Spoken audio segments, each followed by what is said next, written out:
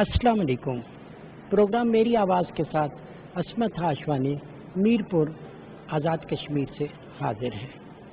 नाज़रीन, 8 अक्टूबर 2005 हमारी तारीख का वो अलमनाक दिन है जिस दिन ना सिर्फ आज़ाद कश्मीर में, खैबर पख्तूनख्वा में, बल्कि पाकिस्तान के बहुत ज़्यादा अजला में एक शदीद ज़ल्ज़ला आया।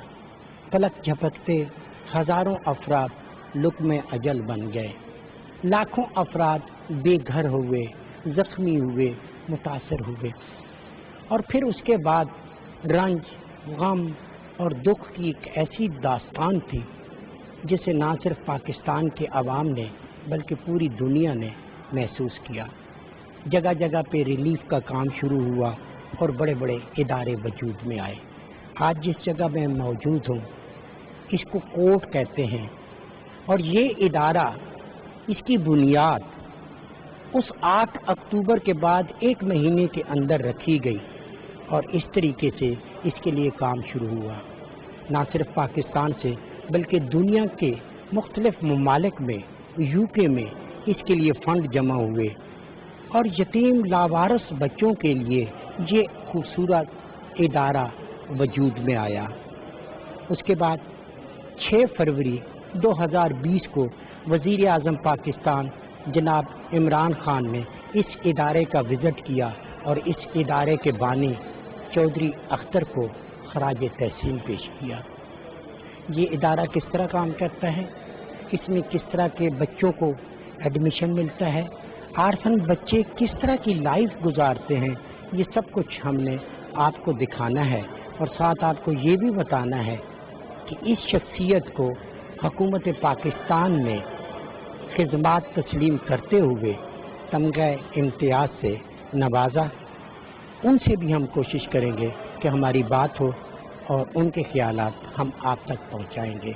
आइए नाज़रीन, मेरे साथ चलिए और स्टूडेंट के साथ साथ मुख्तलिफ लोगों से मिलिए, टीचर की बातें सुनिए। आइए चलते हैं। नाज़रीन, जब हम इस इदारे में आए तो सबसे पहले कि जहाँ पे एडमिशन होता है, एडमिन ब्लॉक है, उसमें आए और यहाँ पे साजिद दिलावर खान जो हैं वो मैनेजर हैं इस इदारे के, उन्हीं से थोड़ी सी बात करते हैं।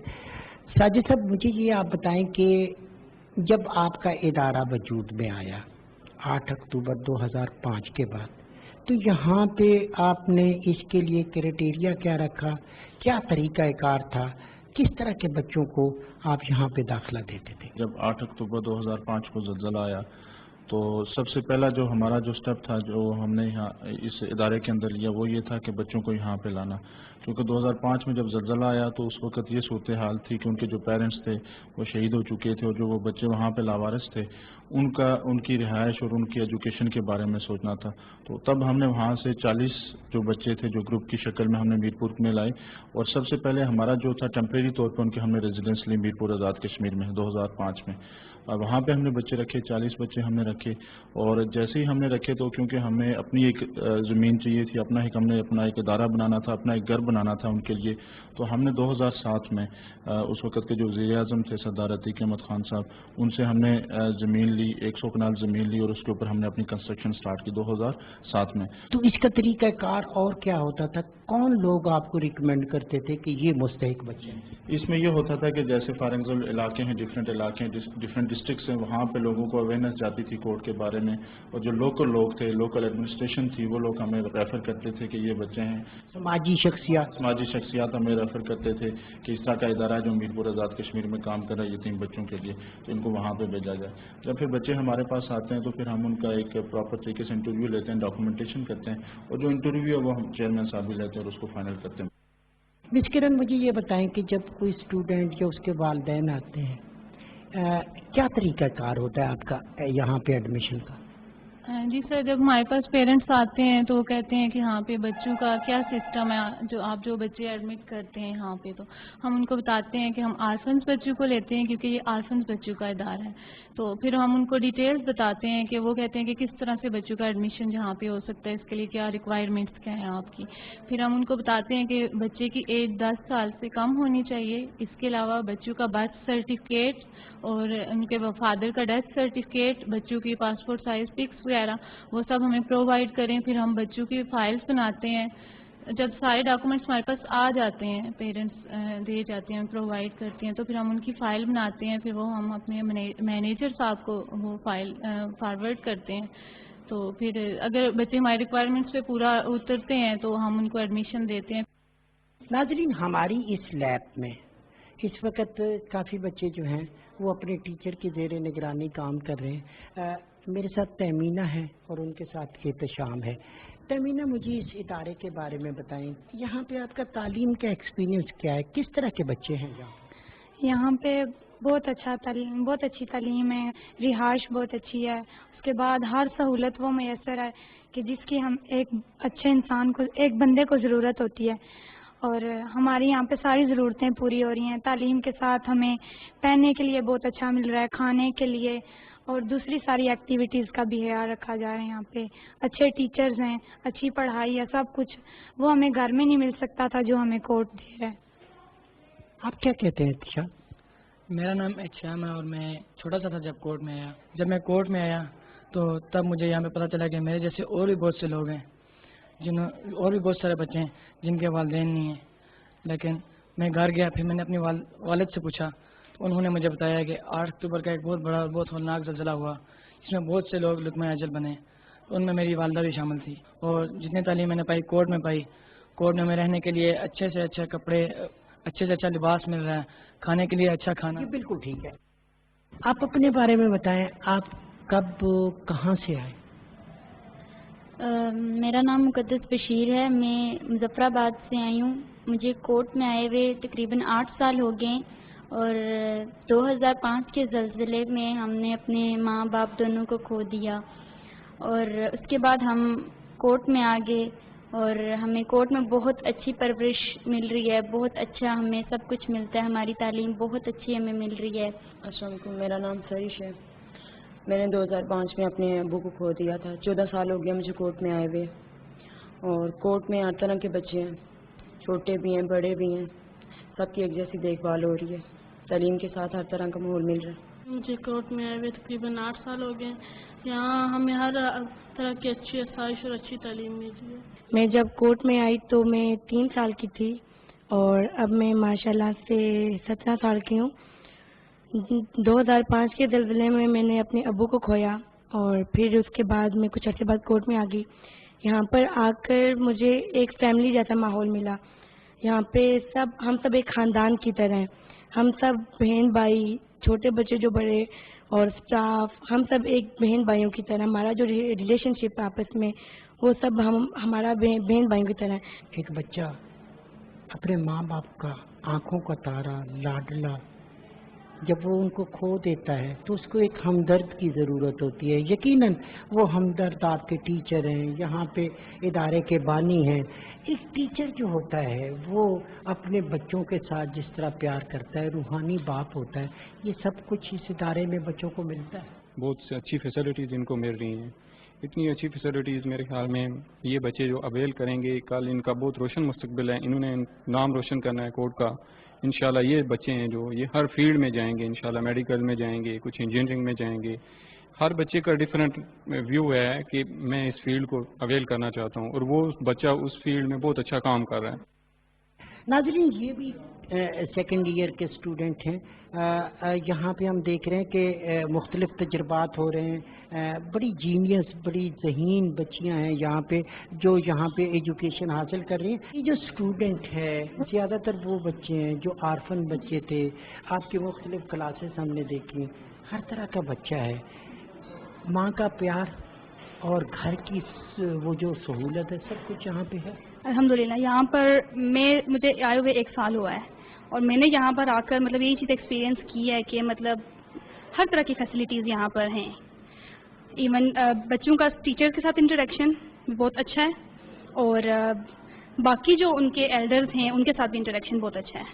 مطلب میں نے یہاں پر آ کے جو چیز ایکسپیرینس کی ہے نا، یہاں پر آ کر مطلب اتنا اچھا انوائرمنٹ مجھے ملا ہے کہ مطلب ایسے اتنے رسپیکٹفل بچے ہیں، اور مجھے یہاں پر آ کے بہت اچھا لگا ہے جاب کرنا.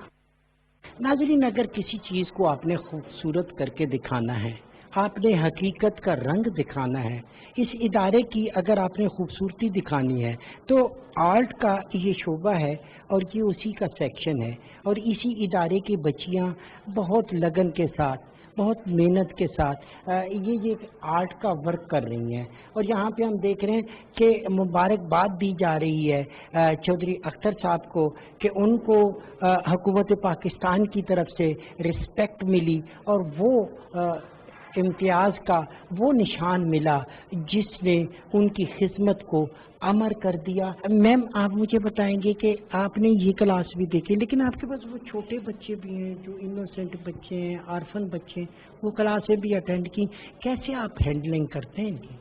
جی بیسیکلی میں نے جو ہے نا پی جی سے لے کے 4 تک یعنی کروائی ہیں، اس کے علاوہ فرسٹ ایئر سیکنڈ ایئر میں بھی فائن آرٹس کی کلاس لیتی ہوں.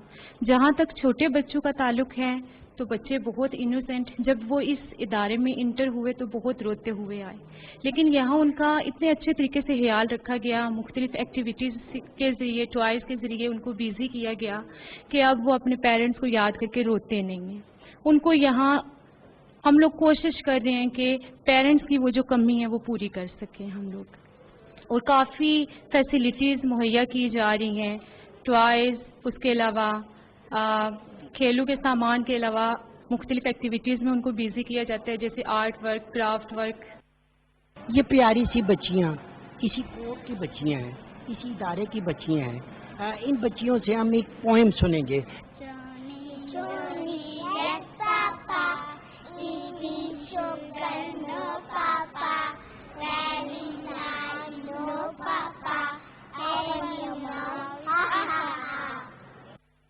یہ فائزہ ہے. فائزہ ایک والنٹیئر ہے، ان بچوں کے ساتھ اپنا کچھ وقت گزارتی ہے. یہ بچے، آرفن بچے، جب ان سے ملنے آپ آتے ہیں، ایک جذبہ ہی آپ کو لے کے آتا ہے نا، تو کیسا فیلنگ ہوتی ہے؟ کیونکہ ہم سب کے تو پیرنٹس ہیں، لیکن ان کا کوئی بھی نہیں ہے، کوئی بڑا بہن بھائی یا اس طرح سے کوئی ان کا نہیں ہے، تو ہم خیال رکھتے ہیں ان کا، اور مطلب باقاعدہ ہم آتے رہتے ہیں، وزٹ کرتے ہیں ان کو، ان کے ساتھ وقت گزارتے ہیں مینلی. تو میم، فائدہ تو کبھی کبھی آتی ہوگی، آپ کا ان بچوں کے ساتھ بہت وقت گزرتا ہے، کیسے سنبھالتے ہیں؟ کہتے ہیں کہ 2 بچے بھی سنبھالنے مشکل ہوتے ہیں. یہ بس ان کا ایسے ہی چل رہا ہوتا ہے، مطلب ڈیورنگ کلاس ان کو انگیج کرنا پڑتا ہے، ان کو کچھ ایکٹیویٹیز کروا کے یا پھر ان کو بکس میں کام ہم لوگ جو کرواتے ہیں ڈیلی روٹین کا، اس طرح ہی بزی رہتے ہیں. لیکن لاسٹ میں ان کا بس یہ ہوتا ہے کہ ان کی کوئی نہ کوئی ایکٹیویٹی ہم لوگ کروا لیتے ہیں، کہ ڈرائنگ ہو گئی ہے یا ان کو ٹوائز دے دیے، وہ انہوں نے کھیل لیے، اس طرح یہ لوگ بزی رہتے ہیں لاسٹ میں جا کے نا. ان بچوں کے والدین نہیں ہیں، یہ براہ راست آپ کے پاس آ گئے، ان کو تو بہت زیادہ شفقت محبت کی ضرورت ہوتی ہے. ہم صرف کلاس میں as a teacher play role نہیں کر رہے ہوتے، ہمیں ایز اے پیرنٹ بھی کرنا پڑتا ہے سم ٹائمس. کچھ ٹائم ہوتا ہے کہ ان کے پیرنٹس آتے ہیں، ان سے آ کے ملتے ہیں، تو جب وہ چلے جائیں گے تھوڑا سا ڈسٹرب ہو جاتے ہیں کلاسز میں کہ ہمارے آئے تھے چلے گئے ہیں، یا ہم جا نہیں رہے گھر، اس طرح کا کچھ سین ہو رہا ہوتا ہے، تو وہ ہمیں دونوں کا رول کرنا پڑتا ہے، ایز اے پیرنٹ بھی اور ایز اے ٹیچر بھی ان لوگوں کے ساتھ.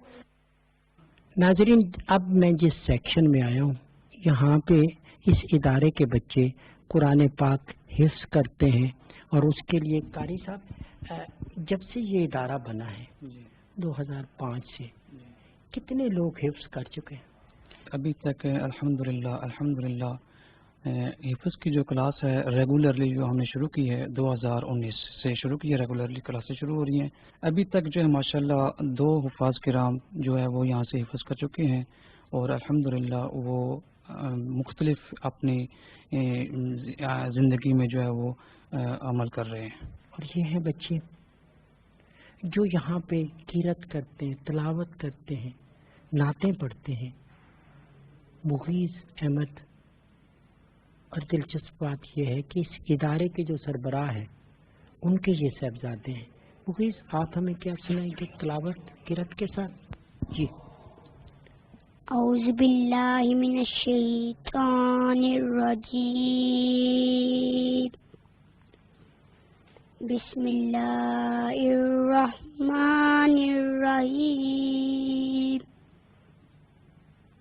انا اعطیناک الکوثر فصل لربک وانحر انا شانئک هو الابتر۔ سفیر آپ ہمیں نعت کے کوئی چند اشعار سنائیں۔ وہ سوے لازار پھرتے ہیں تیرے دن اے بہار پھرتے ہیں۔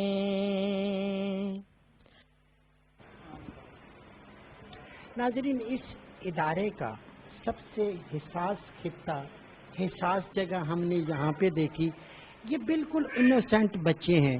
یہ وہ بچے ہیں جو بعض اوقات ادارے کے پاس آتے ہیں جن کے والدین نہیں ہوتے، بعض جگہوں پہ ان بچوں کا کوئی وارث ہی نہیں ہوتا، پھر یہ ادارہ ان پیارے پیارے بچوں کو اڈاپٹ کرتا ہے اور پھر اس کے بعد ان کے لیے یہ تمام گھر جیسی سہولتیں ان کو مل جاتی ہیں۔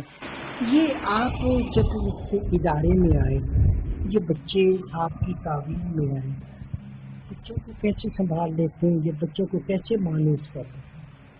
سر مجھے بہت خوشی ہے کہ میں ان چھوٹے چھوٹے بچوں کی خدمت کر رہی ہوں اور اللہ تعالیٰ نے مجھے ان کی خدمت کرنے کا موقع دیا ہے۔ بہت نصیب والی ہوں میں، بس یہی کہوں گی کہ میں بہت خوش قسمت ہوں۔ تیمینہ، سب سے پہلے آپ مجھے بتائیں آپ کی اس ادارے میں آنے کی سٹوری کیا ہے، کس طرح آپ ہوئی؟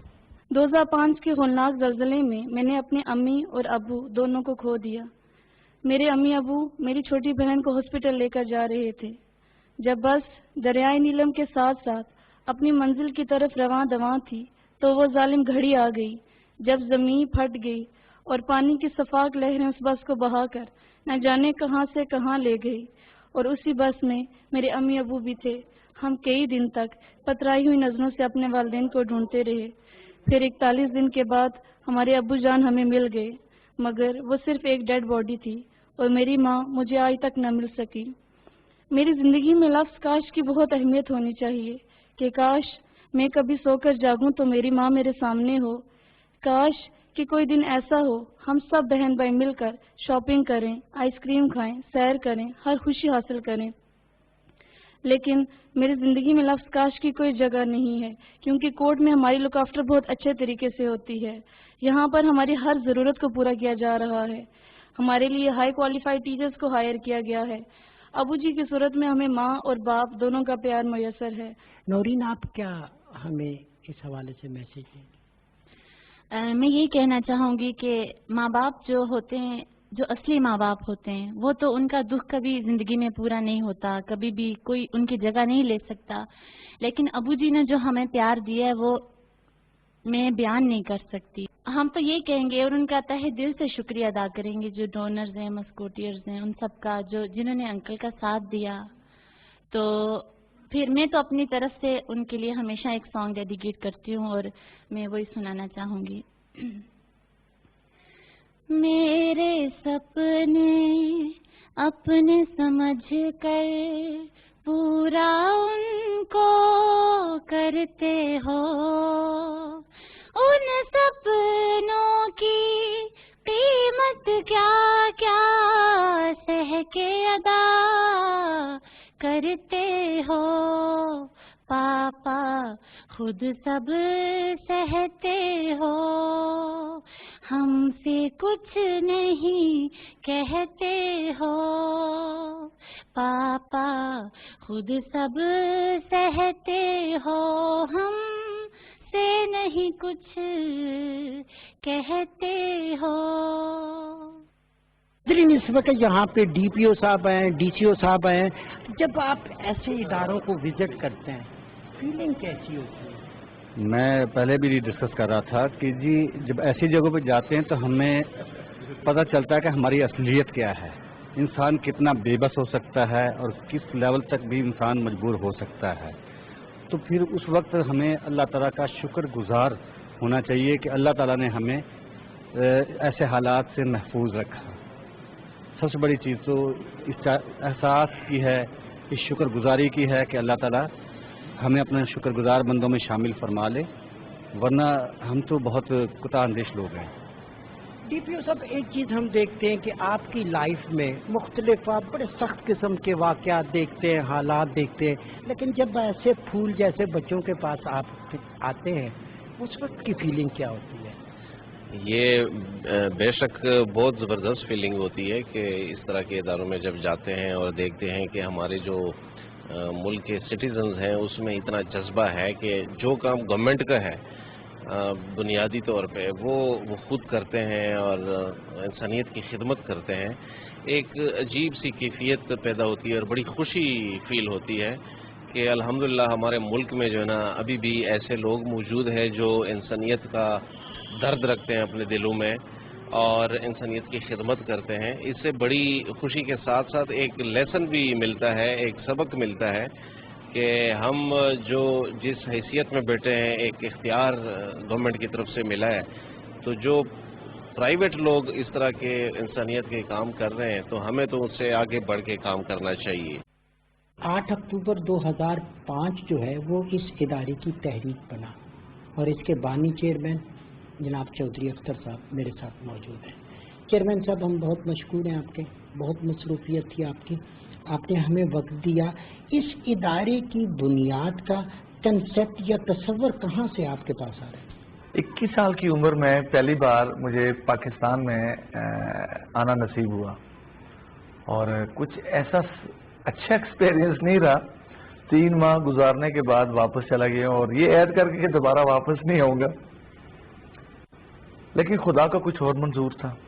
2005 کا زلزلہ اس کو آنا تھا، مجھے زندگی میں پہلی بار کوئی فلائی کام کرنا تھا۔ اپنی فیملی کی مدد میں، دوستوں کی مدد سے کچھ 1 کروڑ روپے کی رقم ہم اکٹھی کر کے یہاں لائیں، اس نظریے سے کہ ہم 5 دن کے لیے آئیں گے، کچھ ریلیف کا کام کر کے اپنی دنیا میں واپس چلے جائیں گے۔ تو یہاں سے 11 ٹرک سامان کے بھر کر جب ہم جا رہے تھے مظفر آباد کی طرف تاکہ ہم تقسیم کریں گے مختلف شہروں میں، تو مظفر آباد پہنچ کر ہم نے یہ عہد کیا کہ بالا کوٹ، راولا کوٹ، مظفر آباد، باغ، یہ 4 شہروں کو ہم نے ٹارگٹ کیا تھا۔ ہم اپنی ٹیمیں تقسیم کر سامان تقسیم کریں گے اور 3 دن کے بعد واپس چلے جائیں گے۔ جب بچوں کا ایک قافلہ پہاڑوں سے نیچے آ رہا تھا، وہ متاثرین یتیم بچے جن کے والدین اس دنیا سے انتقال کر گئے تھے، شہید ہو چکے تھے، لیکن رشتہ دار جو ہیں وہ بھی منہ پھیر چکے تھے، اور ان کو بتایا کہ آپ شہر کی طرف رخ کرتے ہیں، وہاں حکومتیں ہیں، NGOs ہیں، آرمی ہیں، آپ کو تحفظ مل جائے گا۔ اور یہ سوچ کر کہ ان بچوں کو کیا ہوگا، ان ہاتھوں میں یہ بچے جا کر یہ گمراہ ہوں گے، ایک وہ میرے ذہن میں بیٹھ گیا۔ وہاں سے ایک آئیڈیا جاگا کہ کچھ نہ کچھ مجھے کرنا ہے، جذباتی ہو چکا تھا میں، تو ایڈ کیا کہ میں نے چلیں اور تو کچھ نہیں، کوئی 30 40 50 بچوں کی ذمہ داری لے لیتا ہوں۔ ایک کرائے کی بلڈنگ سے میں نے آغاز کیا تھا میرپور میں، 30 بچوں کا ایک قافلہ جو میں لے کر آیا تھا، بچیاں اور بچے، زلزلہ متاثرین یتیم بچے، اور وہاں سے یہ سلسلہ شروع ہوا تھا 2005 دسمبر کے مہینے میں، یعنی کہ زلزلے کے 2-2.5 مہینے کے فوراً بعد وہ میں نے قائم کر دیا تھا۔ مشکلات آئیں، لیکن جی اتنا خوبصورت ادارہ، یتیم خانے کا کنسیپٹ تو یہ ہے کہ جہاں پہ لاوارث بے آسرا، لیکن یہاں پہ آ کے تو ایک UK کا ایک بڑا شاندار قسم کا ماحول۔ الحمدللہ دیکھیں جناب کہ ان بچوں کی نسبت ہمارے آقا صلی اللہ علیہ وسلم کے ساتھ جڑی ہوئی ہے، تو جن کی نسبت ان کے ساتھ ہے ان کے ساتھ پر ہم ایسا سلوک کیوں کرتے ہیں کہ اپنے اترے ہوئے بچوں کے کپڑے دے دیتے ہیں، بچہ ہوا کھانا 2 دن کا دے دیتے ہیں۔ آج تک ان بچوں نے 15 سالوں میں کسی کا اترا ہوا کپڑا نہیں پہنا۔ میرے گھر میں اکثر یہ ہوتا ہے کہ 1 دن کا کھانا بچ گیا اور دوسرے دن بھی چلتا ہے، فریج میں ڈال دیتے ہیں، آپ کے گھر میں بھی ہوتا ہوگا، لیکن یہاں صبح دوپہر شام باقاعدگی سے 3 وقت کا کھانا بنتا ہے۔ اچھا سر، میں نے ایک اور چیز دیکھی، اللہ نے استقامت دی، وقت کے ساتھ ساتھ مدد بڑھتی گئی۔ میں مختلف کلاسوں میں گیا، بچوں کو دیکھا، ان انوسینٹ چند ماہ کے بچوں کو دیکھا، بڑے بچوں کو دیکھا، اس میں نے آپ کا بچہ بھی دیکھا، حافظ قرآن بن رہا ہے، وہ تلاوت سنائی اس نے ہمیں۔ تو آپ نے اپنے بچوں کو بھی ان بچوں کے برابر رکھ کے تو ایک عملی ثبوت دیا کہ سب بچے میرے لیے برابر۔ یہ سب میرے بچے ہیں نا، یہ سب میرے بچے ہیں۔ میں تو سمجھتا ہوں کہ میں اتنا خوش نصیب انسان ہوں، جب کوئی پوچھتا ہے کہ آپ کے کتنے بچے، میں کہتا ہوں کہ سینکڑوں 100 بچے ہیں، یہ میری خوش نصیبی ہے۔ ان بچوں کے ساتھ ہم نے جو میں نے عہد کیا تھا 15 سال پہلے کہ ان کے ساتھ ہم نے وہ سلوک کرنا اور دنیا میں یتیم خانے کا کانسیپٹ بدلا، وہ رویہ بدلا جو یتیم بچوں کے ساتھ عام ہوتا ہے، معاشرے میں ہوتا ہے، وہ ہم نے کانسیپٹ بدلا۔ 6 فروری 2020 کو جب وزیر اعظم صاحب یہاں پہ آئے، ہم بھی ان کے ساتھ رپورٹنگ کے لیے، اس ادارے کو دیکھ کر سب لوگ بہت خوش ہوئے، اچھا لگا۔ اس کے بعد مزید اس ادارے کو تقویت ملی، بہت سارے لوگوں کا رجحان ادھر ہوا۔ جی بالکل ہوا، بلا شبہ ہوا۔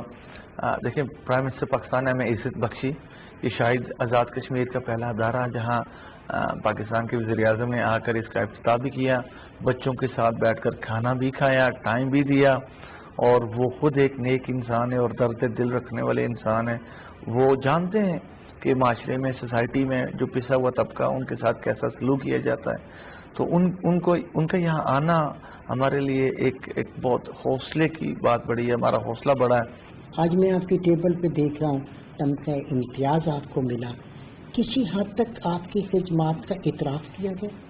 یہ تمغے تو اس دنیا میں عزت دیتے ہیں، لیکن جس تمغے کی ہم تلاش ہیں وہ اللہ کا تمغہ ہے، اور اللہ سبحانہ تعالیٰ انشاءاللہ وہ ہم اللہ سے لے کر رہیں گے۔ تو ناظرین، یہ ایک چھوٹا سا میڈل آپ کو نظر آتا ہے، لیکن اس میں کتنی عزت ہے، کتنا احترام ہے، یہ ایوان صدر میں دیا گیا، اور یہ اعتراف ہے کہ جب آپ اللہ کی راہ میں، آپ انسانیت کی بقا اور فلاح کے لیے کام کرتے ہیں، تو یہ میڈل، یہ ستارہ بالکل آپ کے سینے پہ اسی طرح چمکتا ہے جیسے آپ آسمان پہ چمکتے تارے دیکھتے ہیں۔